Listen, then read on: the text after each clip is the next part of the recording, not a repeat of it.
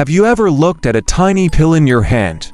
White, round, silent, and thought, "This is helping me." You pop it in, take a sip of water, and move on with your day. Maybe it's for your blood pressure. Maybe your aching joints. Maybe you don't even remember anymore. It's just part of the routine. But what if I told you that same pill might be quietly, slowly harming one of the most important organs in your entire body? Your kidneys. No sharp pain. No flashing warning light. Just a slow fade. And by the time you feel it, your legs swelling, your breath shortening, your energy gone. It's often too late. You see, we live in a time where medications are everywhere. They're in our cabinets, our bags, even tucked away in pill boxes labeled morning and night. We take them with trust, sometimes with hope, often out of habit. Now, don't get me wrong. Many of these medications save lives. But like all powerful tools, they come with a price. And sometimes that price is silent. As we age, our kidneys, those two bean-shaped filters working quietly behind the scenes, don't bounce back the way they used to. They tire more easily. They become more vulnerable. And yet, this is exactly when doctors start giving us more prescriptions. One for the blood pressure, one for the acid reflux, one for the pain in your back that just won't go away, another for the side effects of the last one. It's a cycle.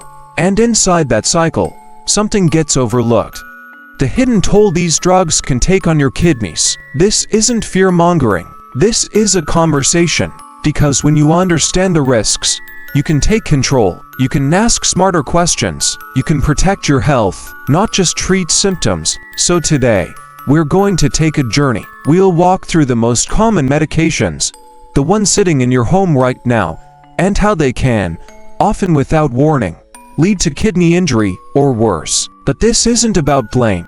It's about clarity, about giving you the same tools and insight a doctor would want their own family to have. Because once you see the full picture, you'll never look at your medicine cabinet the same way again.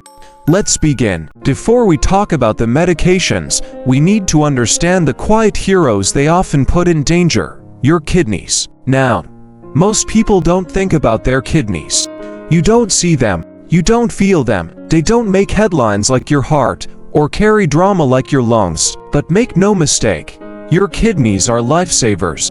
Every day, these two fist-sized organs filter about 50 gallons of blood, removing waste, toxins, and excess fluids. They help balance your electrolytes, regulate your blood pressure, produce vital hormones, and even control your body's acid-base levels. Think of them as the water treatment plant of your entire body. They run quietly in the background, never asking for credit, but absolutely essential for everything to run smoothly. But here's the hard truth. As we get older, those filters start to wear down. Age doesn't just bring gray hairs and stiff joints. It also brings slower blood flow, reduced kidney cell function, and less resilience against stress, especially the chemical kind. That's why medications that were once harmless in your 30s or 40s might become dangerous in your 60s or 70s. The same dose can suddenly be too much, and the kidneys, already working harder than ever, may quietly begin to falter. Here's where it gets even more serious. When it comes to medications, there are two main ways they can damage your kidneys, and both can be deceptive. The first is called dose-dependent toxicity. This one's easy to understand. The more you take, the more damage it can cause. It builds over time, especially if you're taking multiple medications that affect the kidneys at once. It's like slowly pouring sand into a filter. Sooner or later, it clogs. The second is more unpredictable and more dangerous. It's called idiosyncratic toxicity. This isn't about how much you take. It's about how your body, your unique body, reacts to the drug. One person might take the same pill for years without issue. Another might suffer kidney damage after just a few doses. There's no clear warning sign, no early red flag. And that's what makes this topic so urgent. You could be doing everything right and still end up facing kidney damage you never saw coming. But don't worry. This video isn't about scaring you. It's about equipping you. Because when you understand how the damage happens, you can start making better choices, smarter conversations with your doctor, better hydration habits, and more awareness of what's actually going into your body. So now that you know how important your kidneys are, and just how fragile they become with age, let's take a closer look at the medications that might be threatening them, starting with one you probably already have in your medicine cabinet. Medication 1. The familiar antibiotics, not always a friend. Let's start with a category that almost everyone has taken at some point: antibiotics. You wake up with a sore throat. Maybe it turns into a fever, a trip to the clinic later, and you leave with a prescription: amoxicillin, ciprofloxacin, vancomycin, or something else with a name you can't quite pronounce. You're told, take this for 7 days, even if you feel better. Sound familiar? Antibiotics are miracle drugs, no doubt. They've saved millions of lives from deadly bacterial infections like pneumonia, meningitis, and sepsis. But here's the part that's less known. They don't just kill bacteria. Some of them can harm your kidneys too, especially if taken incorrectly or for the wrong reasons. See, antibiotics like aminoglycosides such as gentamicin and vancomycin are particularly nephrotoxic, a fancy word that means toxic to your kidneys. They're powerful, and sometimes that power comes at a cost. So, how do these drugs cause damage? In short, they build up in the kidney's filtering cells, damaging their membranes and leading to cell death. It's like pouring acid on a sponge. Over time, it weakens and falls apart. Your kidneys, those hard-working filters, start to lose their ability to remove waste efficiently. Now, not everyone reacts the same way. Some people can take a full course of antibiotics with no problem. But if you're older, dehydrated, or already have reduced kidney function, the risks rise significantly. And here's the shocking part. According to the CDC, nearly 1/3 of all antibiotic prescriptions in the US are unnecessary. That means millions of people are taking antibiotics for viral infections, like colds or the flu, that they can't even treat. No benefit, only potential harm. The result? More kidney strain, more antibiotic resistance, more preventable hospital visits. So what can you do? First, never pressure your doctor for antibiotics if they say you don't need them. Ask questions. Is this bacterial? What are the risks? Most doctors will be happy to explain.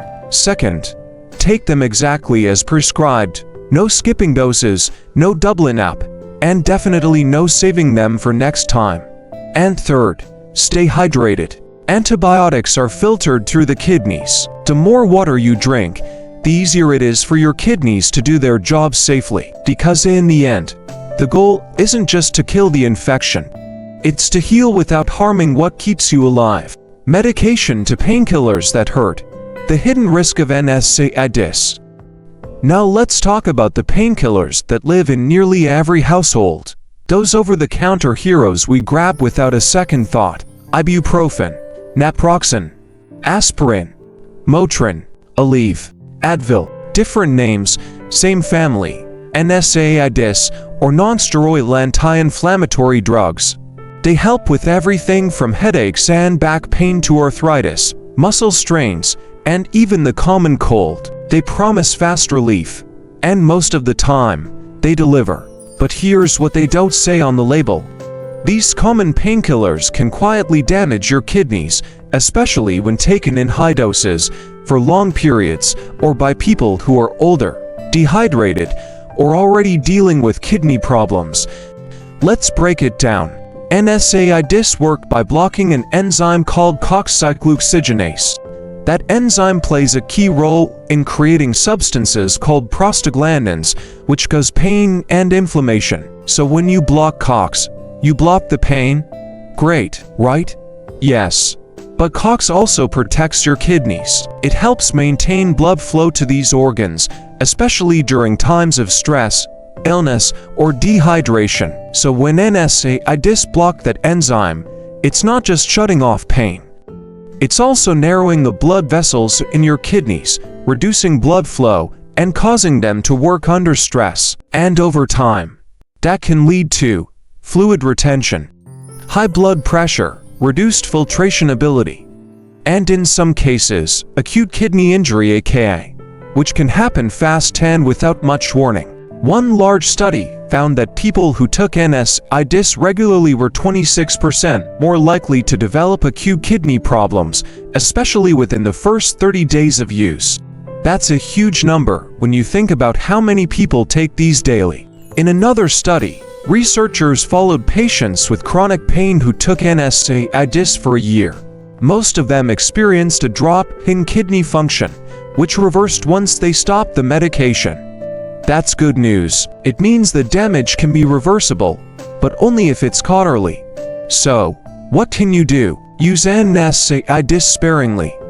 Not daily, not as a habit. Use them when necessary, and only for the shortest time possible. Stay hydrated. Avoid taking them on an empty stomach, or when you're sick, vomiting, or already dehydrated. And if you have high blood pressure, diabetes, or kidney disease, talk to your doctor first. You might need a safer alternative. Pain relief should never come at the cost of kidney damage, because what good is easing one ache if it leads to a silent one you don't notice until it's too late? Medication 3. Diuretics, the water pills that can drain you. They're called water pills, and for many people, they're a lifeline. You take one, and not long after, you're heading to the bathroom, again and again. These are diuretics, medications designed to help your body get rid of excess salt and water. They're commonly prescribed for high blood pressure, heart failure, liver cirrhosis, and of course, swelling in the legs or feet. If you've ever been told your body is retaining too much fluid, chances are you've been given one of these. Furosemide Lasix, hydrochlorothiazide, bumetanide, or spironolactone. And to be fair, they work. They reduce pressure on the heart. They relieve swelling. They help many people breathe easier and feel lighter. But like many medications, they have a darker side, one that's especially important for your kidneys. You see, diuretics don't directly damage the kidney tissue the way some other drugs do. Instead, they change what's flowing through the kidneys, sometimes too much, too fast. Here's the problem. When you remove large amounts of fluid, your body also loses electrolytes, minerals like sodium, potassium, and magnesium, that your kidneys need to function properly. And when these levels drop to low, or if you become too dehydrated, your kidneys begin to struggle. In fact, a large hospital study found that over 27% of acute kidney injuries linked to medications were caused by diuretics, either on their own or in combination with other drugs. Even more striking, nearly all of those patients had underlying conditions like chronic kidney disease, diabetes, or heart failure that made them more vulnerable. So what does kidney stress from diuretics actually look like? It can start quietly. You feel more tired than usual. You're dizzy when standing up. You're urinating often, but not feeling refreshed. Maybe your blood pressure drops to low. Over time, if your body stays in that dehydrated state, the kidneys may start to shut down. But here's the good news. This is preventable. You don't need to avoid diuretics entirely. For many people, they're necessary, but you do need to use them with respect. Stay hydrated, but not overloaded. Sip water throughout the day. Get regular blood work to check kidney function and electrolyte levels. Know the signs of dehydration: dry mouth, low blood pressure, dizziness. And always, talk to your doctor about dosage, especially if you're on more than one medication that affects the kidneys. Because while water pills can relieve the weight in your legs, they should never drain the life from your kidneys. Medication 4. The hidden acid trap. Proton pump inhibitors. It starts with a little burn in your chest. Maybe after a heavy meal.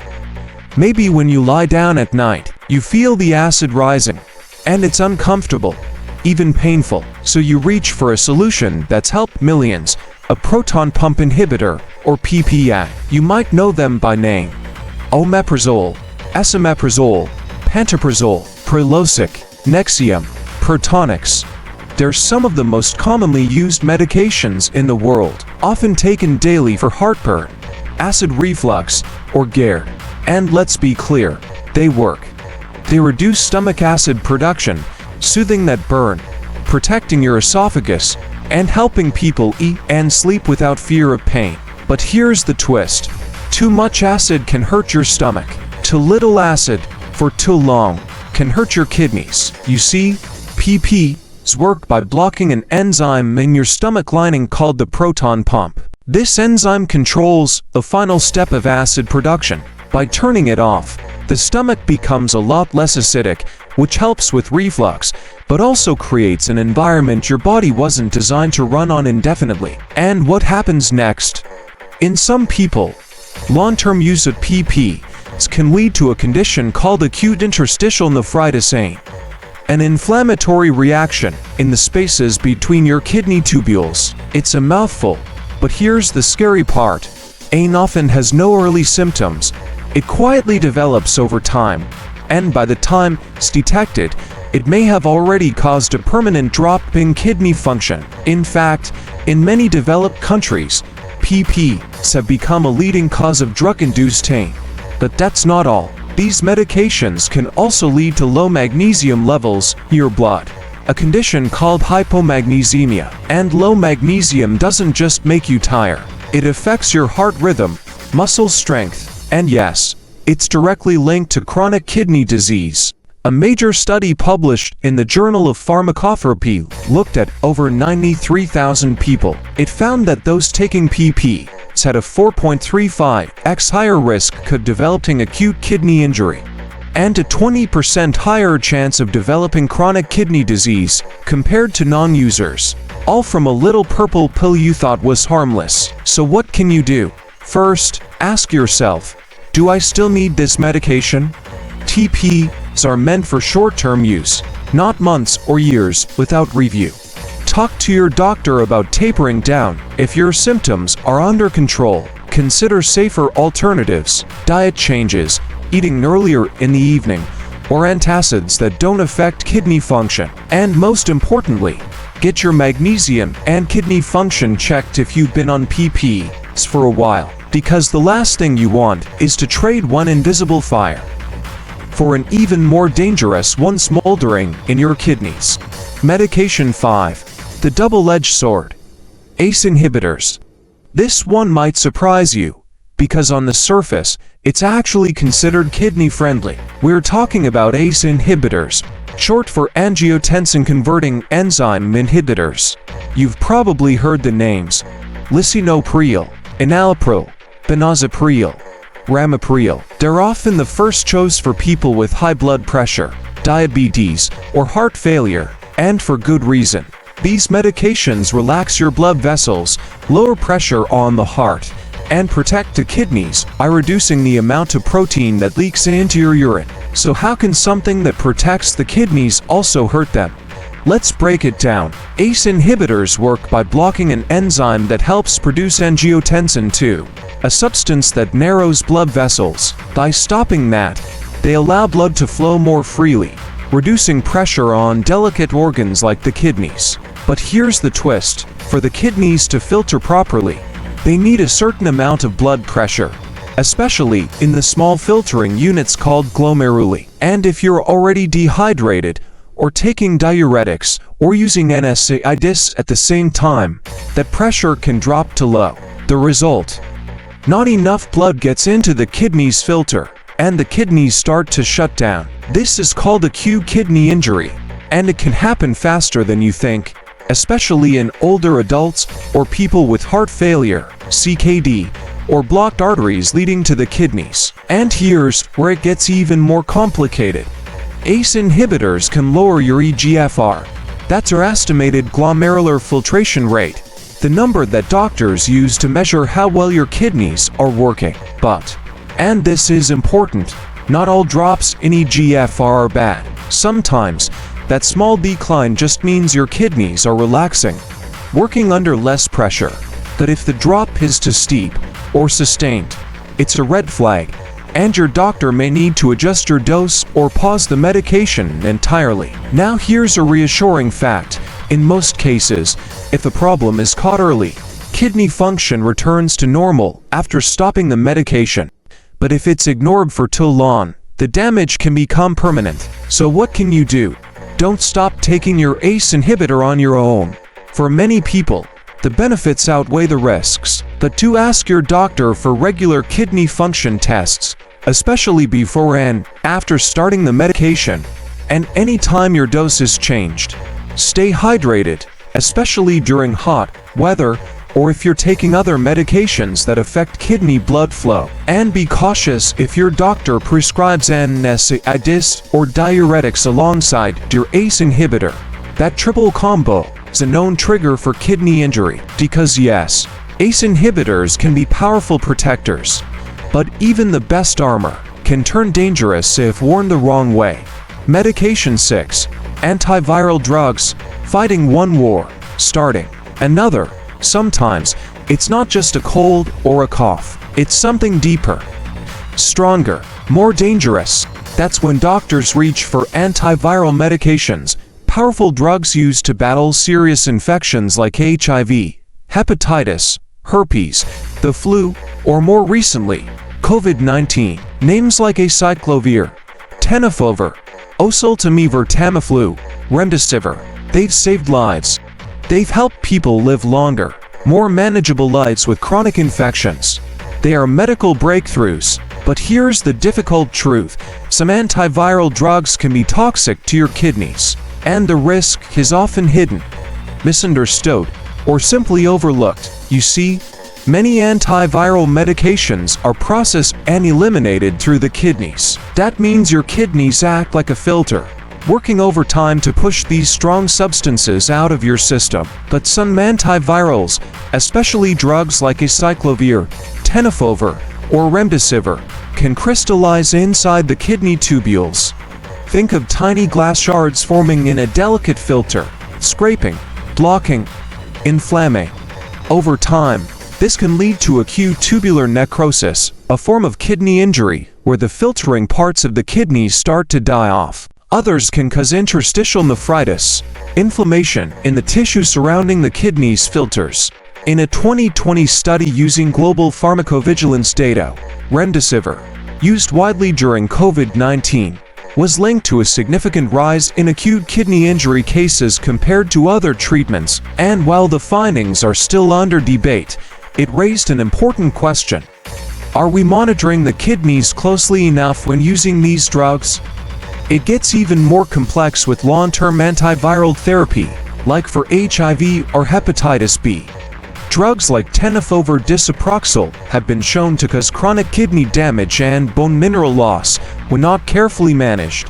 Now let's be clear, not all antivirals are harmful, and for many people, the benefits outweigh the risks. But that doesn't mean we should use them blindly. So what should you do? First, understand that antiviral drugs are prescription only for a reason. Don't buy them online or take someone else's. If you're on a long-term antiviral, ask your doctor to check your kidney function regularly, especially your GFR and urine protein levels. Stay hydrated. Always, a well-hydrated kidney is a stronger kidney. And if you experience sudden fatigue, swelling, or a drop in urine output while on antiviral treatment, seek help immediately, because while antivirals are here to help you in one war, they shouldn't open the door to another battle quietly brewing inside your kidneys. Medication 7. Lithium, the balancing act that can tip too far. Of all the medications we've talked about so far, this one might feel the most personal, because lithium isn't just a drug. For many, it's a lifeline. It helps people living with bipolar disorder, mania, and severe mood swings regain stability, clarity, and a sense of self. If you or someone you love has ever lived with extreme emotional highs and crushing lows, you know how transformative lithium can be. It can bring peace where there was once chaos. It can bring stillness to a racing mind. But even lifelines come with knots. You see, lithium doesn't just balance brain chemistry. It also affects the kidneys in powerful ways. And the longer you use it, the more attention your kidneys need. Let's start with what makes lithium unique. Lithium is processed almost entirely by the kidneys. That means any small change in your hydration, salt levels, or even another medication can throw off how your body handles it. And when lithium builds up in the blood, even just a little too much, it can lead to a condition called nephrogenic diabetes insipidus. Now, don't let the name fool you. This isn't about blood sugar. It's about water. In this condition, your kidneys stop responding to a hormone that helps you retain water. As a result, you urinate constantly, feel thirsty all the time, and your body loses too much fluid and sodium. If that continues unchecked, it can lead to chronic dehydration, electrolyte imbalances, and ultimately, kidney damage. In some cases, long-term lithium use has been linked to chronic kidney disease, kidney cysts, and even end-stage kidney failure. But here's the thing. It doesn't happen overnight. Early kidney changes can be subtle and reversible, if caught in time, but if ignored, they can become permanent. So what can you do if you're taking lithium? Routine blood tests are non-negotiable. Your lithium levels should be checked regularly, along with kidney markers like creatinine, eGFR, and electrolyte levels. Hydration is crucial. Lithium and dehydration don't mix. Keep your salt intake consistent. Sudden drops or increases in sodium can spike lithium levels. And if you ever feel confused, extremely tired, nauseous, or have sudden changes in urination, get checked immediately. Also, make sure to let your doctor know if you had any history of heart disease, thyroid issues, or kidney problems before starting or adjusting lithium, because lithium can be a miracle, but only when paired with monitoring, respect, and awareness. After all, healing the mind should never come at the cost of solely losing the body. The silent killer. What's most terrifying about kidney damage isn't the pain. It's the silence. When your heart's in trouble, it races or skips. When your lungs struggle, you gasp. But when your kidneys begin to fail, they don't scream. They whisper, or worse, they say nothing at all. You might feel a little more tired than usual. You might notice your ankles swell at the end of the day. You might find yourself short of breath walking upstairs. Maybe you're not urinating as often, or at all. And because none of these symptoms seem urgent, they're easy to ignore, until it's far too late. Many people don't even realize they're in kidney failure until they're sitting in a hospital room, hooked up to a machine that now has to do what their body no longer can. Dialysis, 3 times a week, for hours at a time, for life, unless a transplant becomes available. And by then, the quiet damage that crept in over months, maybe even years, has already rewritten your future. It doesn't have to be that way, because kidney disease rarely strikes in a single blow. It builds quietly, and if we listen early, we can act. But first, we have to recognize that just because something doesn't hurt, doesn't mean it isn't killing you. Take action. Start protecting your kidneys today.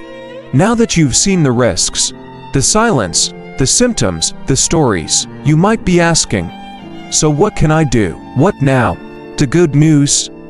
You don't need a medical degree to protect your kidneys. You just need awareness and a willingness to act. Let's start with the basics. 1. Know your medications. Go to your bathroom cabinet or wherever you store your pills. Look at each label. Ask yourself, do I know what this is for? Who prescribed it? Am I still supposed to be taking it?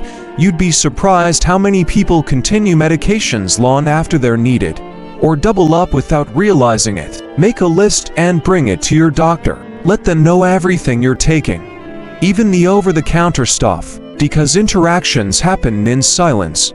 2. Monitor your kidney health. Ask your doctor for regular blood and urine tests, especially if you're over 60 or have diabetes, high blood pressure, or a history of kidney problems. Specifically, ask for your eGFR, estimated glomerular filtration rate, and your creatinine level. These numbers tell a story, and the earlier you read it, the more power you have. 3. Stay hydrated. Water helps your kidneys flush out toxins, and when you're taking medications, especially those processed by the kidneys, Hydration becomes your first line of defense. But don't just drink anything. Avoid sugary sodas, high-sodium sports drinks, or herbal cleanses that promise detox but overload the system. 4. Be alert to the warning signs: unusual fatigue, swollen feet or ankles, trouble sleeping, muscle cramps, foamy urine, reduced urination. Even mild symptoms, if they stick around, are worth paying attention to. 5. Don't wait. Don't guess. Don't Google. Ask. Bring your concerns to a medical professional, because the worst thing you can do is assume you're fine just because you feel fine. Your kidneys are doing the work of survival behind the scenes, but they need you to speak up before they shut down. And lastly, make lifestyle your foundation. A diet rich in leafy greens, fruits, whole grains, and lean proteins. Moving your body every day, even if it's just a walk, getting quality sleep. These choices build strength not just in your heart and brain, but in the two most underestimated organs in your body. Because in the end, kidney health is not just about avoiding dialysis, it's about living fully, for longer. You could save a life, possibly your own. Maybe you came to this video out of curiosity, or maybe you were just scrolling, and something about kidney danger made you pause. Either way, you stayed, and now you know. That pill in your drawer, that refill you didn't question, that harmless heartburn med, they all have stories you hadn't been told until now. And here's the truth: you don't need to be a doctor to save a life. Sometimes, saving a life means simply asking the right question. Do I still need this? Can this hurt my kidneys? Is there a safer alternative? Sometimes, it means noticing something strange in your own body or a loved one's and speaking up before it's too late. It means sharing this video with your parents, your spouse, your friend who's been on the same meds for years. Because what you now know could be the very thing that keeps them from quietly slipping into kidney failure. And maybe, just maybe, it saves you too. So please, don't just hit like, don't just move on. Take this moment. Let it change something. Because when it comes to kidney health, awareness isn't just power, it's protection. And if this video helped you see that, then it's already done its job.